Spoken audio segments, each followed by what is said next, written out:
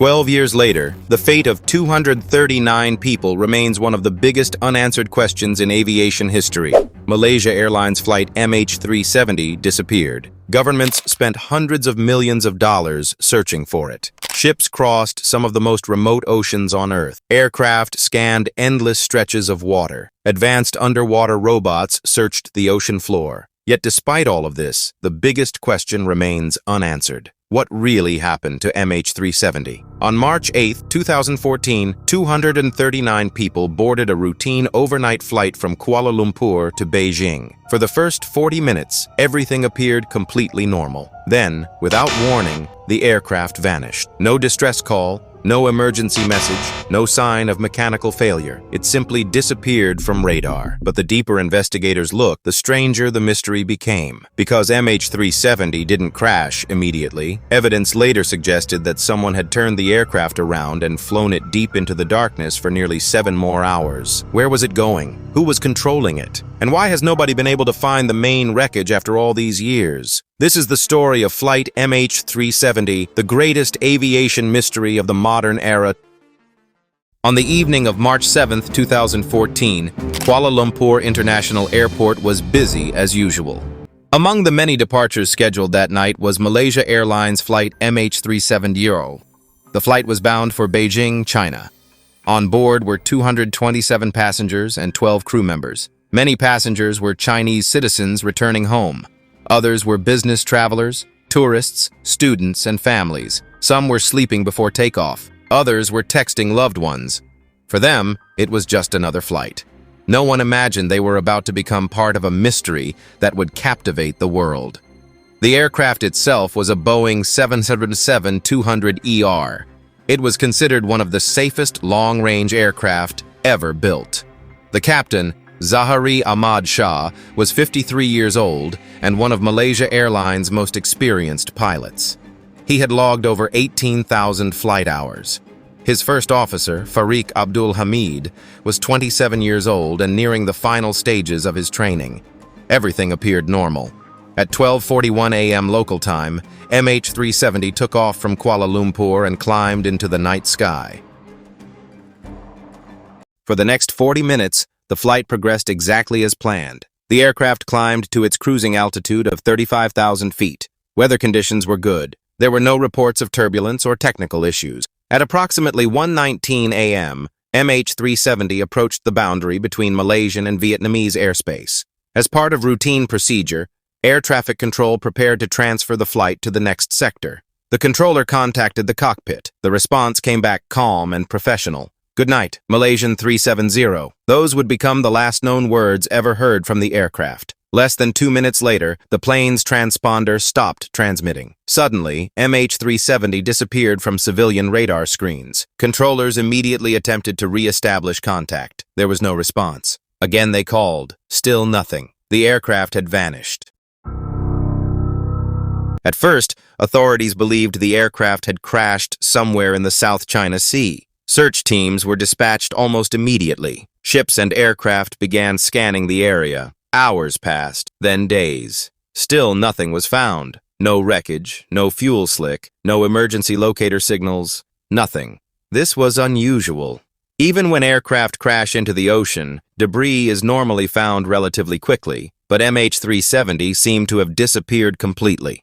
Investigators soon realized they might be searching in the wrong place. As investigators reviewed military radar data, they made a shocking discovery. MH370 had not continued toward Beijing. Instead, shortly after disappearing from civilian radar, the aircraft made a sharp turn. It flew back across Malaysia, then continued northwest. This changed everything. The aircraft had not simply vanished. Someone had deliberately altered its course. Military radar tracked the aircraft for several more hours before it finally disappeared beyond radar range. Now investigators faced a disturbing question. Who changed the aircraft's direction? Was it one of the pilots, a hijacker, or was there another explanation? Several days later, another breakthrough emerged. Investigators contacted the British satellite communications company Inmarsat. Although MH370's transponder had been turned off, the aircraft was still automatically communicating with a satellite. Every hour, the aircraft sent a brief electronic signal known as a handshake. These handshakes revealed something extraordinary. MH370 had continued flying for nearly 7 hours after disappearing from radar. 7 hours. Somewhere over the dark Indian Ocean, MH370 continued flying silently. No radio calls, no passengers communicating, no sign that anyone on board was still alive. That meant the aircraft could have traveled thousands of kilometers from its last known position. Using advanced mathematical analysis, experts calculated 2 possible flight paths. One path led north toward Central Asia.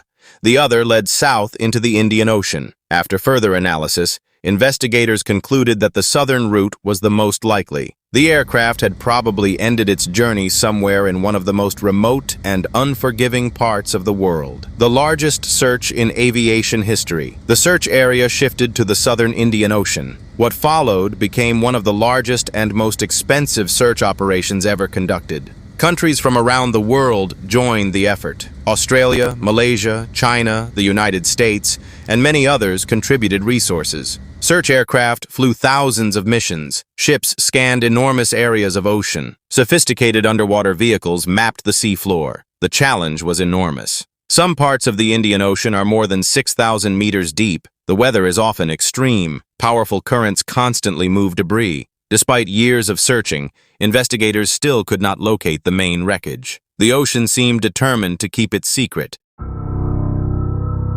For more than a year, there were no major breakthroughs. Then, on July 29, 2015, something changed. A piece of aircraft debris washed ashore on Réunion Island, located in the western Indian Ocean. Investigators quickly identified it as a flaperon from a Boeing 777. Further examination confirmed it belonged to MH370. Finally, there was proof that the aircraft had crashed in the Indian Ocean. Over the following years, additional debris pieces were discovered on coastlines in Mozambique, Tanzania, South Africa, and Madagascar. Ocean current experts studied how the debris had drifted. The findings supported the theory that MH370 had crashed somewhere in the southern Indian Ocean, yet the main wreckage remained missing, and with it, the answer. As the years passed, numerous theories emerged. One theory suggested a catastrophic decompression event. According to this scenario, a loss of cabin pressure caused everyone on board to lose consciousness. The aircraft then continued flying on autopilot until fuel exhaustion. Supporters of this theory pointed to similarities with Helios Flight 522. However, critics argued that the deliberate turns made by MH370 suggested active human involvement. Another theory focused on pilot action. Investigators examined Captain Zahari Ahmad Shah's personal life and flight simulator records. Some analysts believed the aircraft's route changes indicated deliberate planning. However, investigators never found conclusive evidence proving this theory. Hijacking was another possibility. Perhaps someone entered the cockpit and forced the aircraft off course, but no group ever claimed responsibility, and investigators found no evidence of a traditional hijacking. Some theories even involved electrical failures or onboard fires. But again, none could explain every piece of evidence. Every theory answered some questions, yet none answered them all. Eventually, MH370 would have run out of fuel. Experts believe this occurred around 7 hours after the aircraft disappeared. What happened next remains one of aviation's biggest mysteries. Some experts believe the aircraft entered a steep, uncontrolled descent. Others argue that someone may have remained conscious and attempted a controlled ditching. Without the flight data recorder and cockpit voice recorder, nobody can know for certain. Those black boxes were designed to reveal exactly what happened, yet they have never been found. The final moments of MH370 remain hidden beneath the ocean. While investigators searched for answers, families faced a different struggle. For years, relatives of the passengers waited for news. Many found it difficult to accept that no definitive explanation existed. Some continued campaigning for new searches. Others spent years hoping that one day the wreckage would be found. For them, MH370 is not just an aviation mystery. It is a deeply personal tragedy, a loss that never received a clear conclusion.